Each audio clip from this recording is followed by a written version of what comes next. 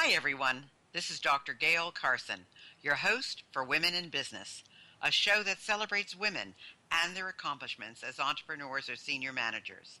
As a woman business owner for over 5 decades, I take great pride in bringing these interviews to you. I'm also president of the SOB clubs, so if any of you out there are interested in joining one in your area, just contact me and let me know. My guest today is Dana Klein. And Dana is so interesting with her background. She is the Honorary Consul General of the Republic of Macedonia for Southeast Florida, promoting economic, educational, and cultural exchanges between Macedonia and South Florida. Dana is also the managing director and owner of DKMC Inc., an international public relations and marketing firm specializing in marketing management, synergistic business development, and effective yield management. Since 1995, the company has worked with over 200 businesses, often taking projects and programs from concept to market. And prior to DKMC, she was the sales manager of ZNN FM in the Cayman Islands, creating sales strategies and promotions for Fortune 500 companies. Well, Dana, you have gotten around. You ended up, you started out, in the Caribbean, and then you came to South Florida, and you're now Honorary Consul General for the Republic of Macedonia, which is a whole thing in itself. And, listeners, she got her master's degree from Emerson College in Media Management, and that is my undergraduate school. Emerson is a wonderful school for any of you out there who are interested in communication in any way, shape, or form, whether it's film, broadcasting, or anywhere. And, of course, it's located in Boston. It has a campus in L.A., in Hollywood, and then it also has a campus in Holland. So that's a little promo for Emerson at the same time. So, Dana, welcome. Thank you. Thank you for having me. Oh, you're so welcome. Well, PR, marketing, all of that is kind of a jumble for a lot of people. So how can most companies, and many of our listeners are small business owners, so how can companies utilize marketing for overall business development? And of course, I'm a marketing, guru in terms of wanting to know everything there is to know about all forms of marketing. So this is interesting for me as well. So tell us a little bit about how to utilize the marketing for our businesses. Well, basically, I would take the sales, marketing, and return on investment business strategies. They should all be integrated. Nothing should ever be done for one reason, and the flow should be back and forth between all of these strategies. The sales and marketing staff should definitely all be interacting with each other.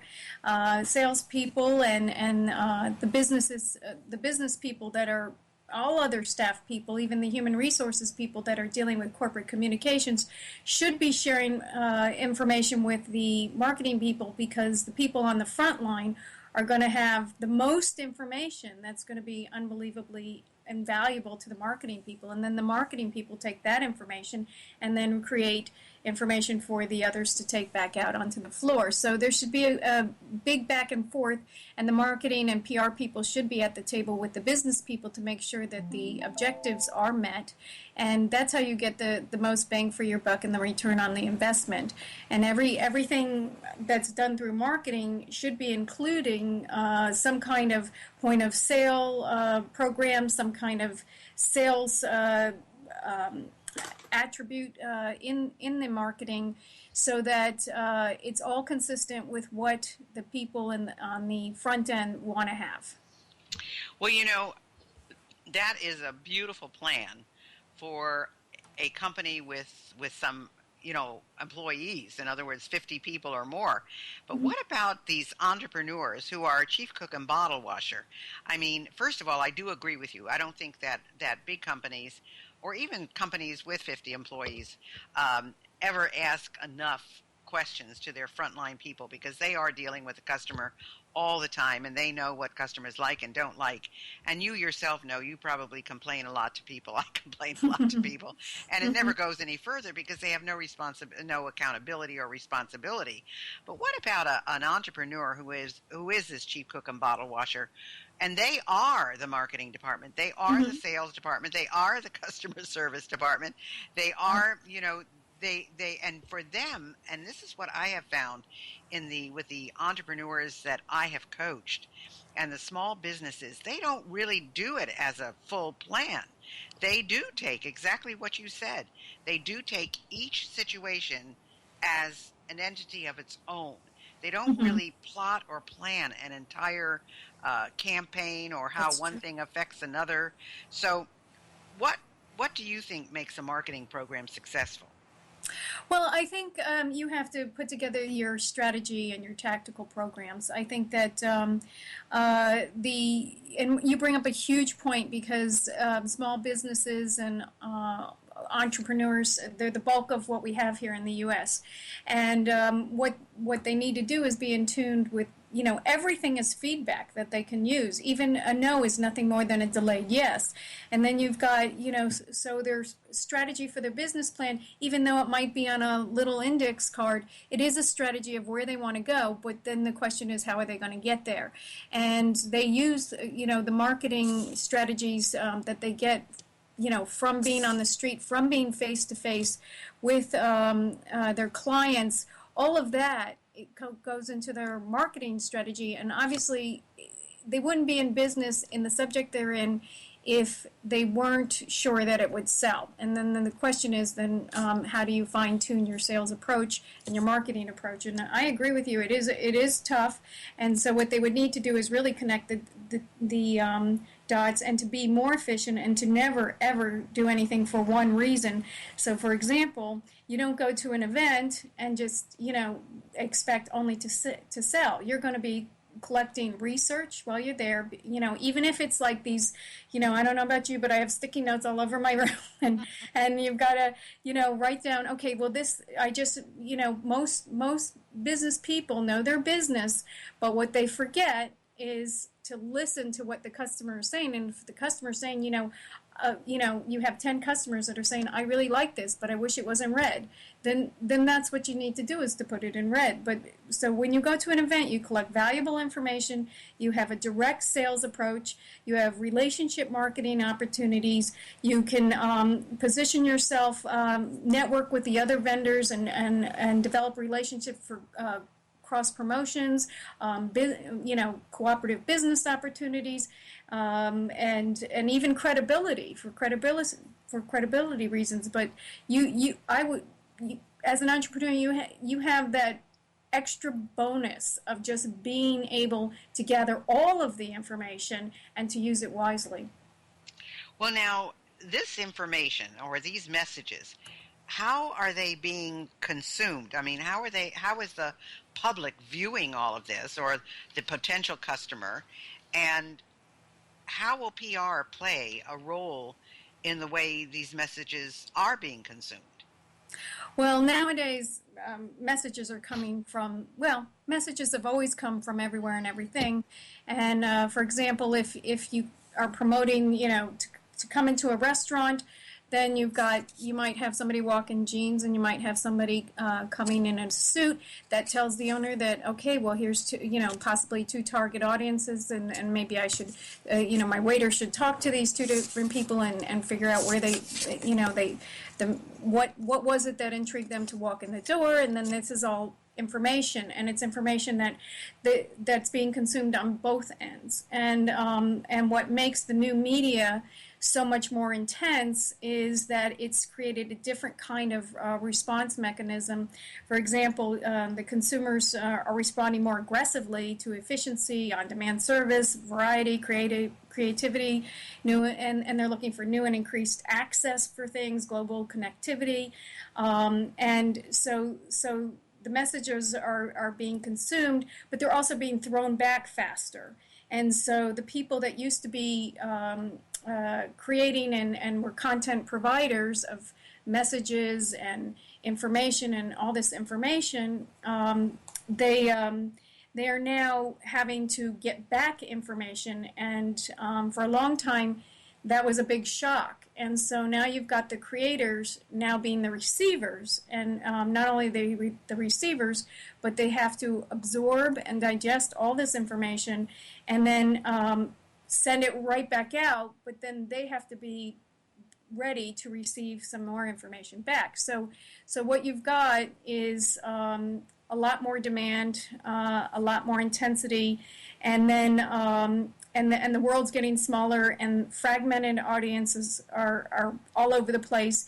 But then the PR and marketing person has to actually not only understand that this information is really consumer-centric, but they're working with the consumer on the information. They also have to calculate something else that is a whole nother level, which is time and emotion. So you've got this big data going back and forth that is increasing the analytics for the PR and marketing person. So what they're doing is they're seeing how their consumers are gathering information, how often they use it, where they're getting it from, what they're responding to, and all of that.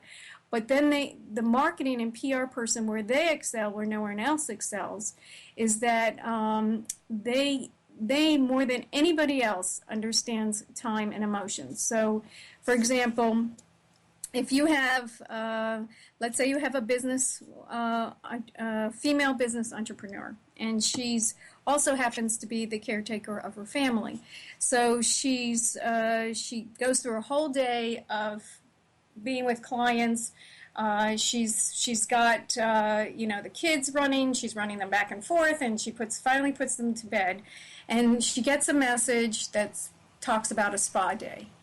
Well, perfect timing, perfect message, and but that's timing and emotion. On a normal day, she may say, "I can't afford this. I've got to put more money into my business, or I've got to take care of the kids." And she never, she doesn't treat herself that way, but just at that particular moment, she got that particular message, and now, this is a time and emotion thing, and this is where the marketing people really can step up and make a home run. And that's tough to do. On the same token, it can be also the reverse, because then you've got, maybe she fought with her husband and she was going to buy him a new cell phone, and she gets that message for the cell phone. She's not going to buy it. But that's something that the marketing and PR people can spin. But the other trends that are going to continue is that there's user-generated and friendly content, and the fragmented audiences and dwell times. The fragmented audiences are going to increase. The dwell times are going to be very interesting to note, because they're moving so fast from one place to the other. And so the messages have to be very quick and concise for efficient and effective absorption. And there is an increase in older consumers, and they tend to move a little bit slower. So there are some very unique things that PR and marketing people can take advantage of. I also wanted to point out that traditional media will always play a role, and this is very important, because a lot of people forget about the traditional media and think, well, it's just old, it's just going to go away. That's not true, because it provides utility, stability, and a loyal consumer base. And well, I'm going to stop you there, because you've said a lot of things. I'm sorry. And I need to go over some of these points with you. First of all, in the beginning, you talked about this person coming in a suit and a person coming in maybe in blue jeans. And I think that it's wrong for people to judge a book by its cover, even though I think it's important if you're going for a job interview, you better dress the part. And I think if you're working for a particular company, you need to dress according to their code, whatever that is. However, the one thing I remember that my dad always said, and my husband said as well, was don't go in looking too good, because they're going to charge you more money. Yes. So Don't judge a book by its cover. Talk That's to the true. person, discover what needs Mhm. to be done, etc. Then to your points on your last point on traditional media, I think that really goes into where you need to understand your audience because, yeah, the older consumer might go for the traditional newspaper advertising or traditional TV ad or radio commercial or something like that. But in reality, the new generation does not read. And I was working out this morning early in the gym, and to me, it's amazing. People are walking on the treadmill and they're on their iPhone.